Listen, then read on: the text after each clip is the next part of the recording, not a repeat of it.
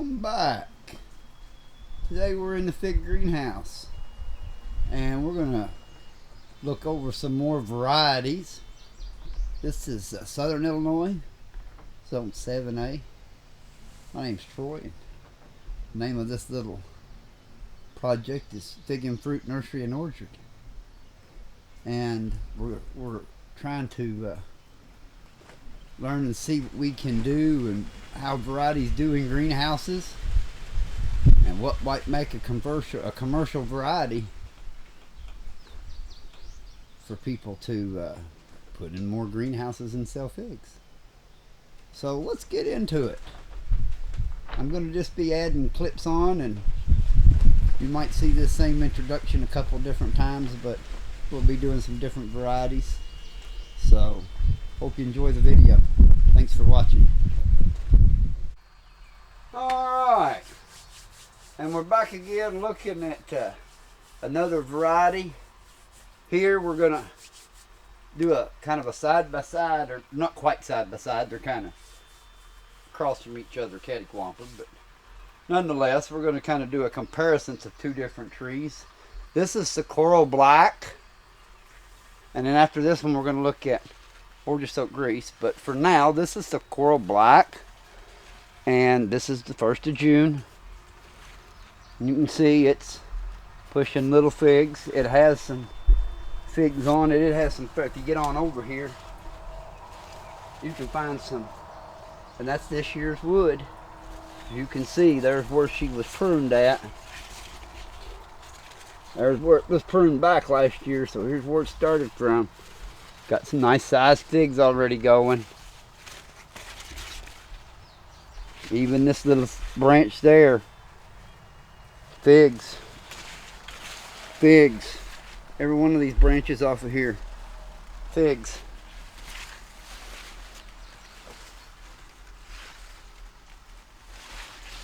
So this thing puts on a lot of figs. A lot of figs.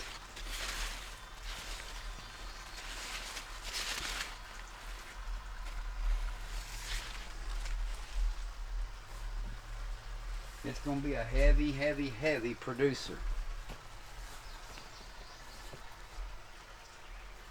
This has a really good berry flavor. It is sweet. Let it hang long enough. Seems to hold up good in the refrigerator. So it is a berry fig.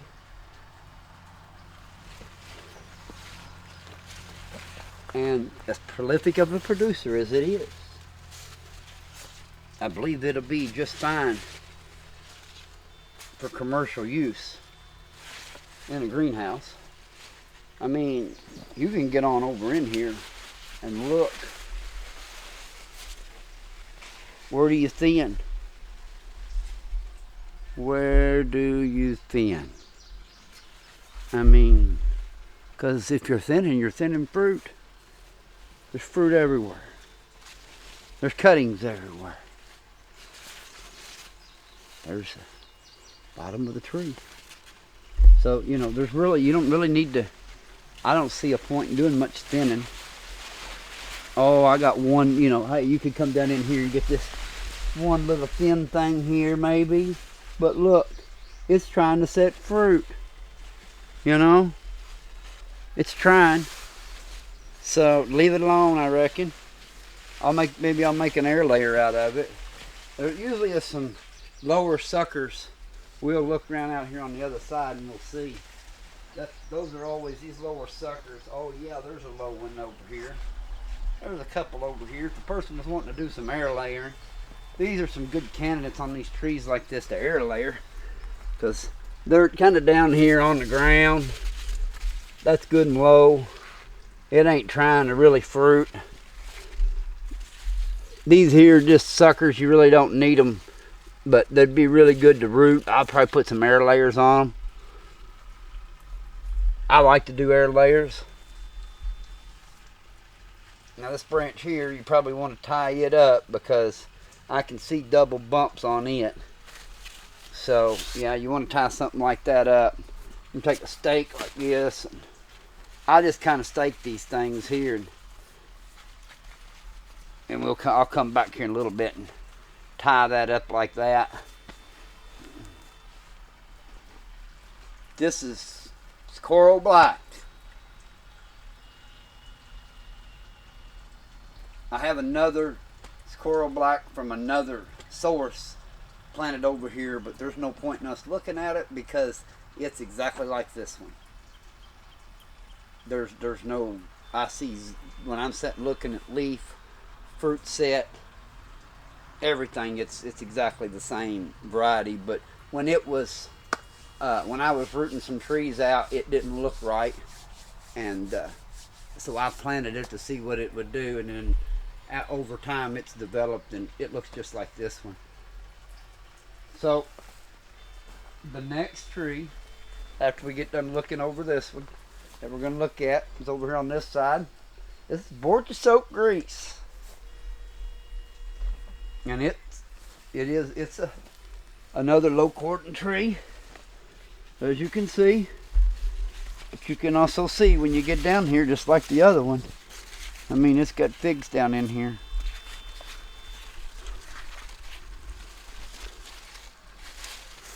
Not as many there maybe as even the other one. It looks like the Socorro Black maybe has a little more on it.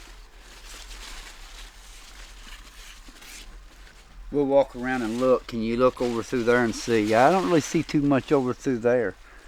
This tree don't seem to be quite as far along on the figging, while it looks like it's got double bumps and it's starting to push some. Mostly the ones that are on out here, because you can see that one over here on the far side that was an apical.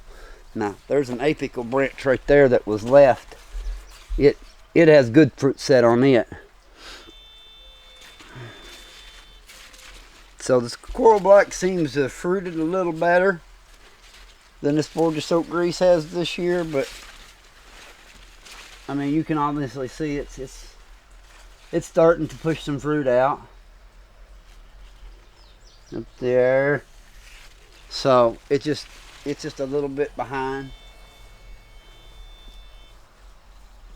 Some of these taller ones that are out are maybe a little further along, like that, where the Socorro Black didn't do that.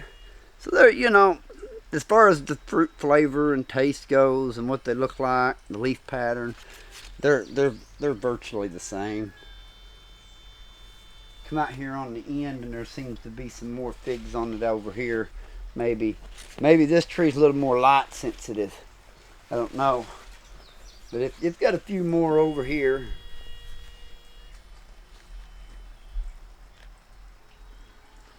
And you know, hey, each tree's different regardless of variety. So there could be a week to 10 days difference, even in the fruit anyway. So that's Borsoap grise.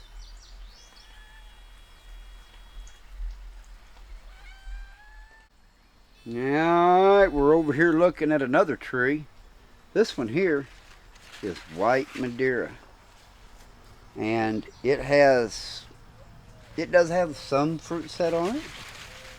It has a lot more double bumps. We're kind of going into the middle of it here. Here's a branch kind of in there. You can start to see some little figlets.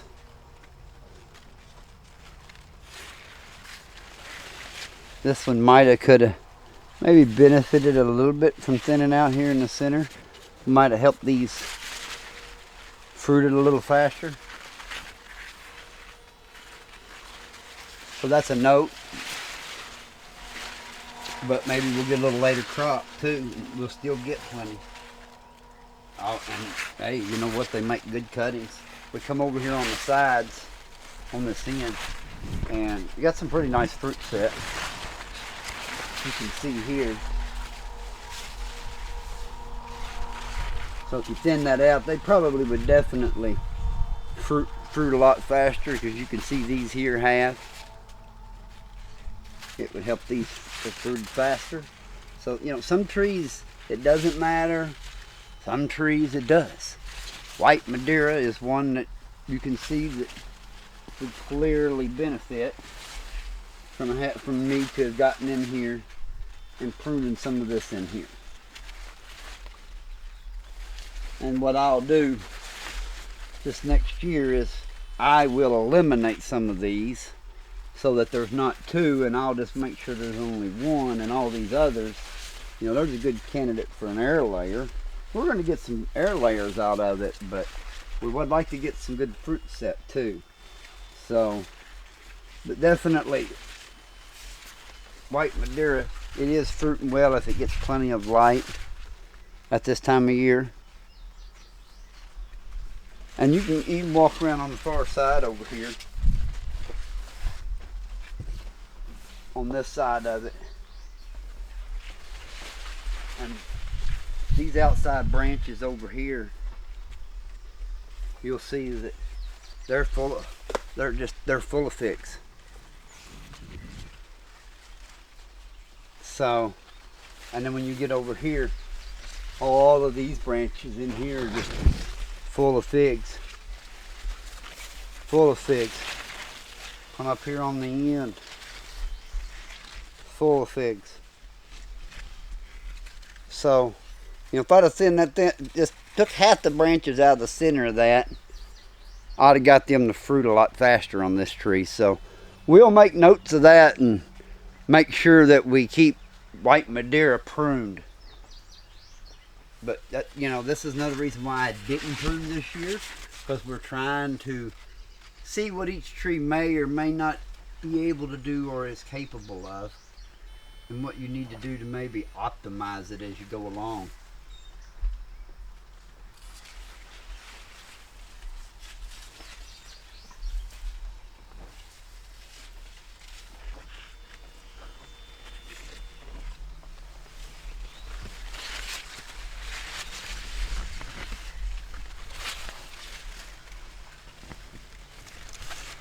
And you can see as you come on down, you can see where the brown wood from last year was left. Right there. That's where they growed from. You really should get rid of all these bottom suckers for sure, because they're only good for cuttings and air layers. And I'll come in here and set some air layers on them and take some tip cuttings off the ends of them. That'll help make them root faster. Get them to root like that in about 4 weeks and get them off there.